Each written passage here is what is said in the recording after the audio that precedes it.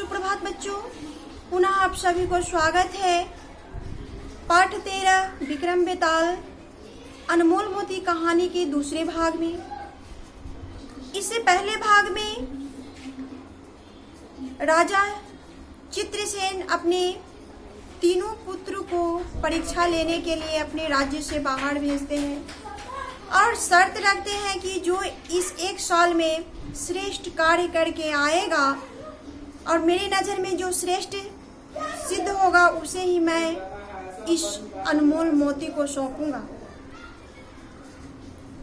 इनके पहले पुत्र चतुरसेन जब वापस आते हैं तो इनके पिता पूछते हैं कि बताओ पुत्र, तुमने इस एक साल में कौन सा ऐसा श्रेष्ठ कार्य किया। बड़े पुत्र चतुरसेन अपने पिता के सामने अपने द्वारा किए गए उस एक साल के अंतर्गत जो श्रेष्ठ कार्य किए थे उसने हूबहू अपने पिता के सामने प्रस्तुत किया। अब बारी आती है दूसरे पुत्र का, मित्रसेन का। मित्रसेन बोला, पिताजी, जब मैंने महल छोड़ा तो मैं पहले उत्तर दिशा की ओर गया।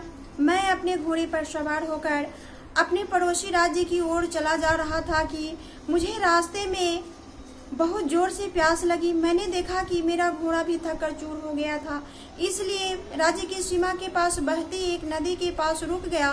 थोड़ा पानी पीकर और हाथ मुंह धोकर मुझ में जान सी आई। मैंने अपने घोड़े को भी थोड़ा सा पानी पिलाया। अपने घोड़े को एक पेड़ से बांधकर मैं लेट गया। थका होने की वजह से लेटते ही मेरी आंखें लग गई। कुछ क्षणों के बाद मुझे किसी के चीखने की आवाज आई। मित्रसेन जब वह अपने पिता द्वारा कहे जाने पर राज्य के बाहर जाने लगा तो पहले तो वह उत्तर दिशा में गया, फिर वह पड़ोसी राज्य की ओर जा रहा था कि रास्ते में उसे बहुत जोर से प्यास लगी। वह सीमा से बहती हुई नदी के पास रुककर पानी पिया और अपना हाथ मुंह धोया, जिससे उसे कुछ राहत महसूस हुआ और अपने घोड़े को भी थोड़ा सा पानी पिला दिया।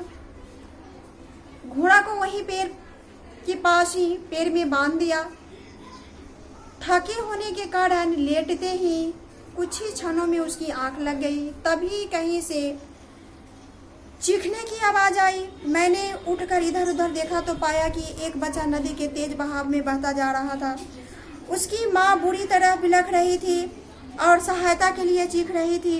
वह नदी के तट पर खड़ी हुई थी क्योंकि उसे तैरना नहीं आता था। यह देख मैं बिना सोचे समझे नदी में कूद पड़ा और कुछ पलों तक नदी की धारा से लड़ने के बाद बच्चे तक पहुंचने में सफल हो गया। मैं उसे खींचकर किनारे पर ले आया। यह देखकर उसकी माँ ने मुझे धन्यवाद दिया क्योंकि मैंने उसके बच्चों के प्राण बचाए थे। जब चीखने की आवाज मित्रसेन ने सुना तो तुरंत उठकर यह इधर उधर देखने लगा। तभी उसे नदी के बहाव में एक बच्ची बहते हुए नजर आया और नदी के तट पर किनारे पर उसकी माँ चीख रही थी क्योंकि वह तैरना नहीं जानती थी। यह बिना एक पल गंवाए हुए उस नदी में कूद पड़ा और उसकी बच्चे को जान बचाया। बच्चे की माँ ने मुझे धन्यवाद दी। इस प्रकार बहुत ही गर्व के साथ मित्रसेन ने अपनी बात समाप्त की। मित्रसेन की कथा सुनने के पश्चात राजा चित्रसेन सबसे छोटे पुत्र वीरसेन की ओर मुड़ा और बोला, पुत्र वीरसेन, पिछले एक साल के भीतर तुमने कौन सा श्रेष्ठ कार्य किया है। अब राजा चित्रसेन दो बेटी का श्रेष्ठ कार्य सुन चुका था। अब बारी आई सबसे छोटे बेटे चित्रसेन का। राजा की बात सुनकर वीरसेन बोला, मैंने पिछला वर्ष बहुत सी राज्यों में भ्रमण करने में ही बिता दिया, परंतु मुझे कोई भी श्रेष्ठ कार्य करने का अवसर प्राप्त नहीं हुआ।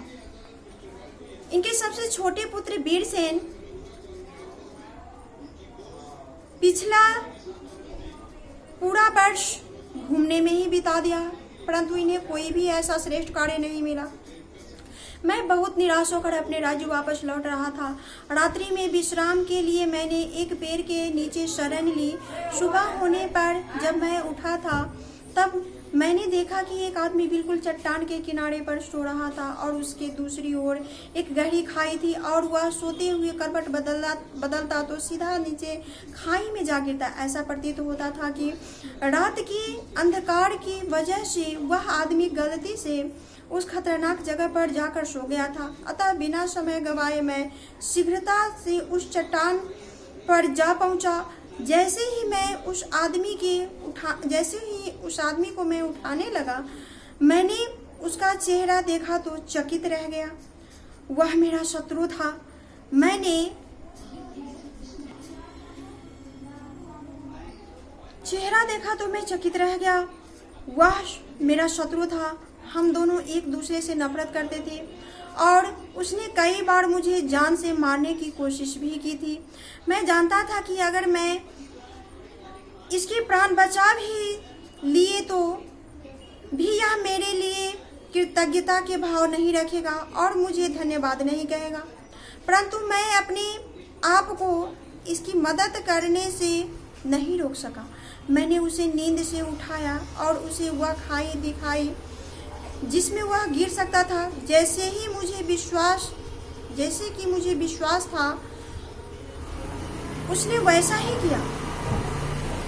उसने मुझे नफरत से देखा और बिना कुछ कहे वहां से चला गया, परंतु मुझे इस बात का संतोष हुआ कि मैंने किसी के प्राण बचाए, भले ही वह मेरा शत्रु ही था। जब वीरसेन 1 साल पूरा करने के बाद अपने राज्य में वापस लौट रहा था, तो उसी दरमियान रात्रि हो गया। वह वहीं विश्राम अर्थात आराम करने लगा। जब सुबह हुआ और उसकी आंखें खुली तो वह एक आदमी को बिल्कुल चट्टान के किनारे सोता हुआ देखा। शायद उसे खतरे की आभास हो गया था। नीचे खाई थी। उसे लगा कि नींद में यह आदमी जैसे ही करवट बदलेगा सीधा खाई में जा गिरेगा, अर्थात इसे बचाना चाहिए। इस उद्देश्य से जब उस आदमी के पास वीरसेन गया और जैसे ही उसे देखा, वह चकित रह गया कि यह तो मेरा शत्रु है। हम दोनों एक दूसरे से नफरत करते हैं। इसने कई बार मुझ पर जानलेवा हमला भी कर चुका है। यदि मैं इसका प्राण बचा भी दिया तो यह मुझे कृतज्ञता के भाव से नहीं देखेगा, मुझे धन्यवाद नहीं देगा और यह चला जाएगा। परंतु मैं अपने आप को रोक नहीं सका। वीरसेन रोक नहीं सका और वह उस आदमी को बचाने में कामयाब रहा। और जब वह उसे नींद से जगा दिया तो ठीक वैसा ही हुआ जैसा कि वीरसेन ने सोच रखा था। वह आदमी उठा और उसे एक नज़र देखा और वहां से चला गया। परंतु इस बात को वीरसेन को कोई गम नहीं था कि उसने मुझे धन्यवाद ज्ञापन नहीं किया, बल्कि इस बात का संतोष था कि मैंने किसी के प्राण बचाए, चाहे भले वह मेरा शत्रु ही क्यों न हो। राजा चित्रसेन वीरसेन की कथा सुनने के बाद कुछ सोचता हुआ अपने शयन कक्ष की ओर चल गया। शाम को राजा पुनः अपने पुत्रों को बुलाया और बोला, मेरे पुत्रों, तुम सबकी कथाएं सुनने के बाद मैंने यह निर्णय किया है कि यह मूल्यवान गुलाबी मोती मैं तुम्हारे सबसे छोटे भाई वीरसेन को दूंगा। अब राजा ने अपना फैसला सुना दिया कि मेरे पास जो एक अनमोल मोती है, वह मोती मैंने तुम्हारे ही छोटे भाई वीरसेन को देने का फैसला किया है। राजा ने गुलाबी मोती वीरसेन को सौंपते हुए, राजकुमार वीरसेन, इस मूल्यवान गुलाबी मोती को ले लो और इसी तरह संभाल कर अपने पास रखना जिस तरह हमने इसे आज तक संभाल कर अपने पास रखा हुआ था। अपने छोटे पुत्र वीरसेन को राजा समझाते हुए कहने लगा कि तुम जिस तरह मैंने इसे संभाल कर रखा था, ठीक उसी प्रकार तुम भी इसे संभाल कर रखना।